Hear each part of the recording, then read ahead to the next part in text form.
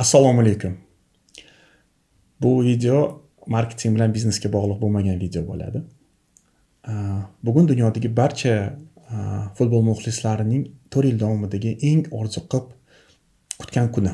O'zbekistondagi muxlislar 4 yilda emas, menimcha shu 30 yildan beri kutgan kuni keldi. Bugun futbol bo'yicha jahon chempionati boshlanadigan kun va tarixda birinchi marta bizning terma jamoa ushbu jahon chempionatida qatnashadi. Shaxsan men o'zim jahon chempionatlarini aynan AQShda bo'lib o'tgan jahon chempionatidan boshlab ko'raman. O'sha 1994-yilda, uzoq 1994-yilda men umrimda birinchi marta televizorda futbol bo'yicha jahon chempionatini ko'rganman.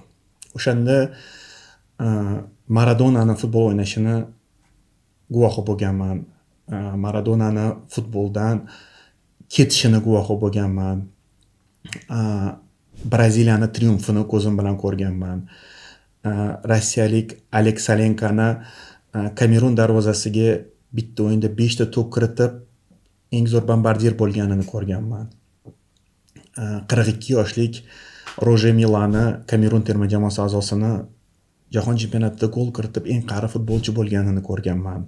Roberto Baggio'ni finalda penaltidan gol ura olmasdan Italiya mag'lub bo'lganini to'g'ridan to'g'ri efirda ko'rganman. Kechasi.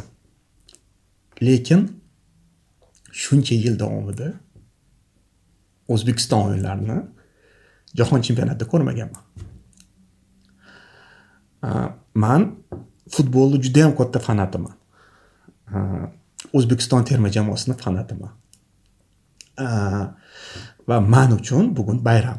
O'zi har bitta jahon chempionati shaxsan men uchun bayram sifatida baholanadi. Har 4 yilda men juda ham katta zavq bilan jahon chempionatini ko'raman. Lekin ichimda ozgincha alam bo'lgan har doim. Chunki biznikilar bo'lmagan.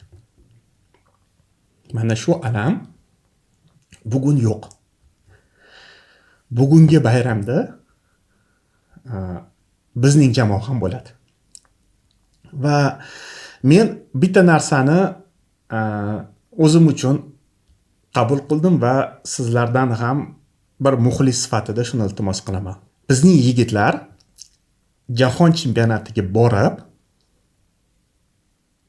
jahon chempionatiga chiqib, bizning, ya'ni futbol muxlislarining ko'p yillik orzusini ro'yobga chiqarib bo'lishdi. Stop. Yigitlar jahon chempionatiga chiqib bo'lib vazifani bajarib bo'lishdi. O'tgan yili iyun oyida Birlashgan Arab Amirliklaridagi ko'rsatgan o'sha yakuniy o'yindagi natijadan keyin ularga qo'yilgan vazifani shaxsan men uchun bajarib bo'lishdi.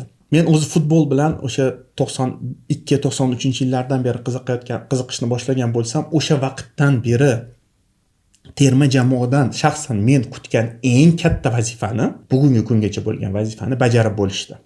Va shaxsan mening fikrimcha, jahon chempionati bu bayram va bizning yigitlar rus tilida aytganda zaslujit qilgan bayram.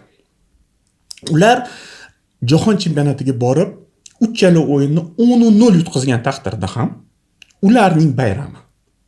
Bir narsani tilagan bo'lardimki, shaxsan men uchun ham bu bayram qanday natija bo'lishidan qat'iy nazar.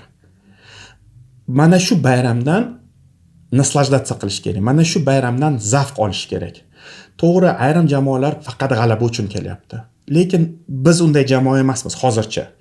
Va menimcha mana shu bayramdan zavq olish kerak. Men hayotim davomida shunaqa bir baxtga muyassar bo'lganmanki, juda ham ko'p xalqaro turnirlarni stadionlardan ko'ra olganman. Jahon chempionatlari, Yevropa chempionatlari. Va bilasizmi, har doim bir madaniyatga guvoh bo'lganmanki, barcha mana shunday turnirlarda qatnashadigan, ayniqsa Yevropa davlatlarining jamoalari hech nimaga g'alaba nuqtai nazaridan pretendovat qilishmasa ham doimiy ravishda mana shu turnirlarga bayram sifatida munosabatda bo'lishgan.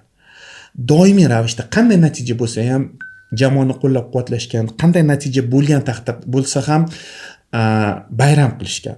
Mana oxirgi misolni keltirishim mumkin. Misol uchun oxirgi Yevropa chempionatida, o'sha Germaniyada bo'lib o'tgan Yevropa chempionatida men o'zim birinchi o'yinni guvohi bo'lganman. Germaniya bilan Shotlandiya o'ynagan. O'yindan oldin shotlandiyalik muxlislar kamchilik bo'lsa ham butun stadionda germaniyalik muxlislarning ovozini o'chirib qo'yishgan desa ham bo'ladi. O'sha no Scottish no party deb ashulalar aytib, o'yindan oldin ham stadionga kelayotganda o'yin 5-1 hisobida tugagan Germaniyaning g'alabasi bilan.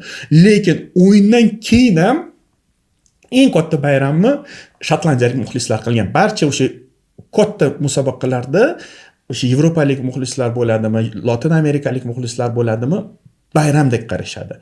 Va menimcha biz ham shunaqa qilishimiz kerak. Biz ham bir oy davomida bayram qilishimiz kerak. Jahon chempionati bu futbol bayrami. Futbolga bayramdek qarash kerak, ya'ni futbol bayrami bo'lishi kerakmi? Biz ham bayram qilaylik. Qanday natija bo'lganda ham yigitlar jahon chempionatiga borib o'sha natijani ko'rsatib bo'lishdi. Va tabiiyki to'g'ri, biz jamoani qo'llab-quvvatlaymiz. Shaxsan men jamoani qo'llab-quvvatlayman, jonim bilan qo'llab-quvvatlayman. Baqiraman, to'poloq qilaman, kerak bo'lsa yig'layman. Bu Vatan jamoasi, bizning jamoa. Va men yigitlarga omad tilayman. O'zbekiston olg'a, futbol bayrami boshlandi. Tarixda birinchi marta ushbu bayramda biz ham ishtirokchi sifatida qatnashamiz. Bizning yigitlar ushbu bayramning ajralmas qismi. Va ushbu bayramda qatnashish natijasida o'sha rezultatni ko'rsatib bo'ldi yigitlar. Keling hammamiz birlashib ushbu bayramda bayram sifatida qatnashamiz. Yigitlarni qanday natija bo'lgan taqdirda ham qo'llab-quvvatlaymiz va ular bilan birgalikda xursandchilik bilan ushbu jahon chempionatini o'tkazamiz. O'zbekiston olg'a. Bitta zarba bir imkon, 8 million, birga xuddi bir inson, bu 4 yillik yo'l.